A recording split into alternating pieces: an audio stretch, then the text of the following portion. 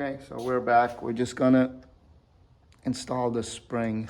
We got a spring compressor to compress it a little bit just so it will fit in the lower control arm and in the mount inside the frame. So we did the other side just to try it out to make sure so we don't look like an idiot on on YouTube. Couple of idiots. Yeah, a couple of idiots. So we're just gonna put the spring in and then mount the spindle so the lower control arm will stay in place, and then I will continue later on in another episode putting everything back together.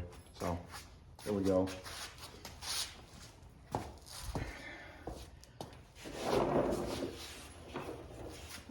White dot up top.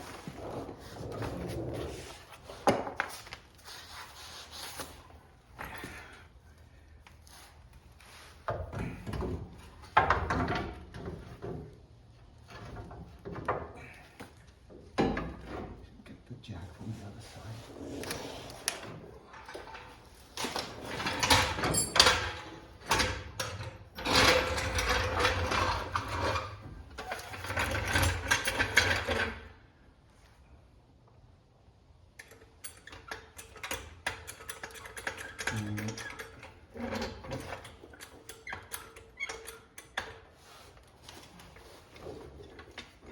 Piece of wood on it so it won't scratch the nice brand new control arm. Okay, that's in. Is it seated? Just barely. It's on. It's in the spot, so it's good. I think once we release the spring compressor, it should sit in its place. Okay. It's in that Spindle slot time. that has it, so we're good.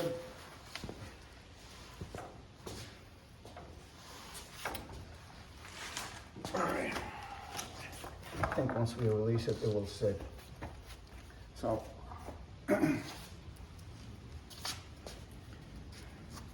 just put the spindle on.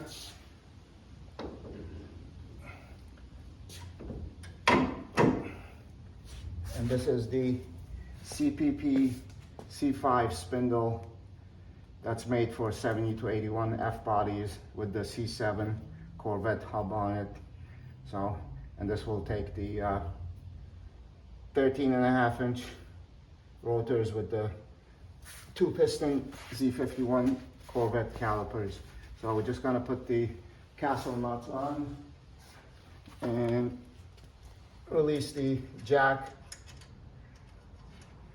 The compressor.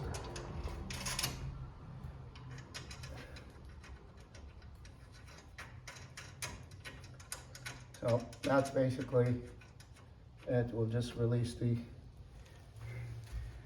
spring compressor and the spring should sit in its place and we're good to go. Only shocks.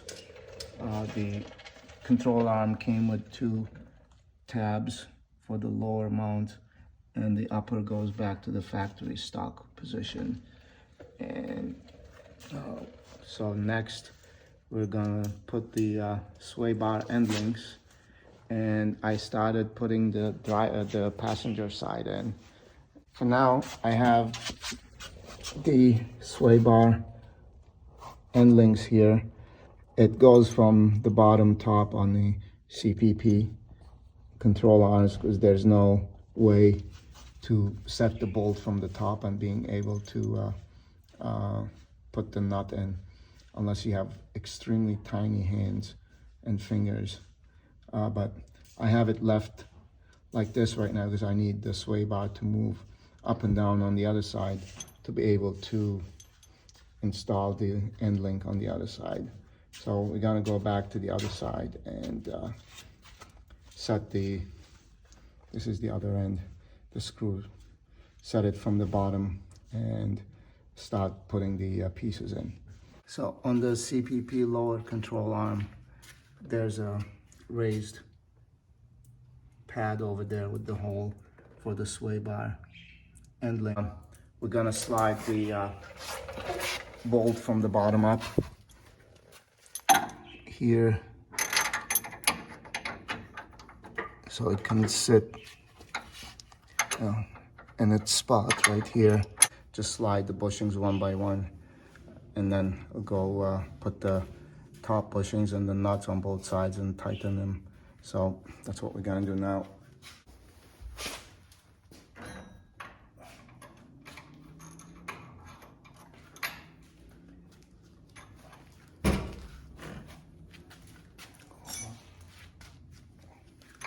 Slide the tube, and then the other set of top bushings, and then the sway bar will go on top of there. And then we got this one, the top bushing, and then we'll put the nylock on, and then we'll just go to the other side and make sure we got the other side too, and then we'll tighten both. This is on the passenger side.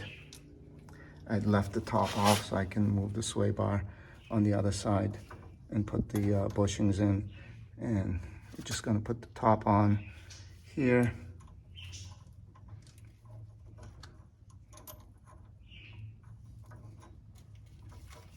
And then we'll just tighten it at both ends and call it good. So here we're just tightening the passenger side, and then once we're done, we're gonna go the other side and do the driver's side, and we'll be done with the sway bar end links. We didn't touch the body bushings on the sway bar, so those stay. Okay, and here we are on the driver's side, and do the same thing to the sway bar end link, just tighten it.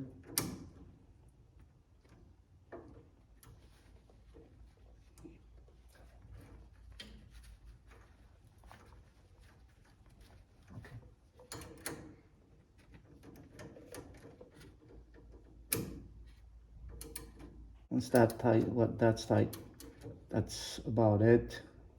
I still have the steering tie rods and center link to take out, replace with new ones, but as far as here, next steps would be to put the rotor and caliper on, hook up the hoses to the caliper, and then start the bleeding process.